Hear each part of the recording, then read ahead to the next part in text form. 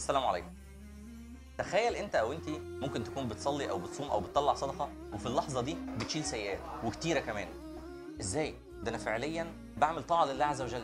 لا، تخيل ان انت ممكن تكون قبل كده عملت فعل معين، الفعل ده في اللحظه دي حتى لو بتعمل طاعه بيشيلك سيئات كتيره. مش فاهم. بيحكي احد الناس ان كان في شاب من الشباب قرر ان هو يشترك على موقع اباحيه. اشترك على الموقع كان بينزل صور بصوره وجوده عاليه جدا، فابتدى يبعت له كل اسبوع في نهايه كل اسبوع صور قويه جدا.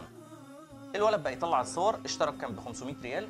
الولد بيطلع صور بيفرجها لزمايله، فزمايله شافوا الصور قالوا ايه الجمال ده؟ ازاي الحاجات دي؟ احنا عايزين نشترك. قال لهم ما تشتركوش، انا هطلعكم بشكل تلقائي، هقوم جاي مطلع لكم الصور دي وبعتها لكم فورورد على طول. زمايله قالوا له مفيش مشكله.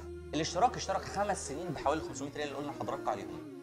فات اسبوع 2 3 6 شهور عدوا، والراجل ده بيتبعت له الصور ويبعتها لزمايله بطريقه غير مباشره. الموضوع كان صعب جدا. للاسف الشديد بعد 6 شهور الولد عمل حادثه ومات. بيقولوا صلينا عليه، وبعد ما صلينا عليه حد من اصحابه روح البيت بيفتح الكمبيوتر بتاعه، لقى مبعوت له من صاحبه اللي ميت في القبر رساله على الايميل. فتح الرساله لقاها صور اباحيه. قال ايه الكلام ده؟ ازاي الكلام ده؟ قال اكيد الموضوع ده مش مظبوط. قفل الايميل، وتاني يوم لقى نفس الكلام بيتبعت له. فراسل الموقع اللي هو كان عليه وقال لهم يا جماعه صاحب الاكونت مات، من فضلكم ما تبعتوش صور تاني. الموقع قال له لازم الاكونت اللي اشترك هو نفس الاكونت اللي يلغي. وللاسف فات 6 شهور من الاكونت او من الحساب، وفاضل 4 سنين ونص الراجل في قبره، وفعليا عداله شغال في السيئات. تخيل معايا كمان لو انت بتدي لصاحبك سجاير، انت اول واحد علمته يشرب سجاير، ده بافتراض ان السجاير عاديه مش محشيه. تخيل ان انت كل مره هو بيشرب فيها سجاير في العداد بتاعك انت مشكله.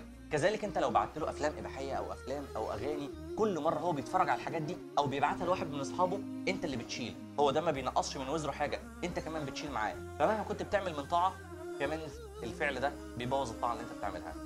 كمان اختي البنت، خلي بال حضرتك من اللبس اللي انت لابساه. لو انت ماشيه في الشارع وواحد بص عليكي، عداد اشتغل. طب لو شارع زحمه شويه الموضوع اختلف. طب لو خدتي لك لفه في مجمع الكليات الدنيا باظت. عايز اقول لحضرتك كمان انك لو متخيله ان الولد بيبص عليكي بصه واحده، احب اقول لك ابسولوتلي الكلام ده ما بيحصلش. الولد بيبص على حضرتك اكتر من بصه. تخيلي لو ماشيه وفي الشارع 200 واحد بصوا عليكي، كل واحد بص 5 بصات، عدي ده في الخروجه الواحده لو العدد اللي انا بقوله مظبوط. كمان لازم تاخد بالك انت او انت في الشيرنج اللي بتعملوه.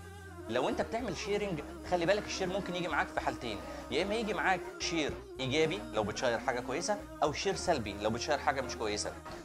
الشير اللي انت بتعمله ده ممكن يبوظ الدنيا تماما لو احنا بنتكلم على الشكل السلبي في الشير اللي انت بتعمله. عشان كده بكليكايه ممكن تبوظ الدنيا، وبكليكايه ممكن العداد بتاعك يطلع في الايجابي. كمان ممكن تعمل لنفسك فكره غريبه جدا وناس كتيره مش واخده بالها منها. ليه بنستنى الميت لما يموت عشان نبتدي نعمل له صدقه جاريه؟ ليه ما تفكرش انك تعمل لنفسك صدقه جاريه وانت اكتر شخص لازم تهتم بنفسك؟ فكر كده ممكن تعمل ايه؟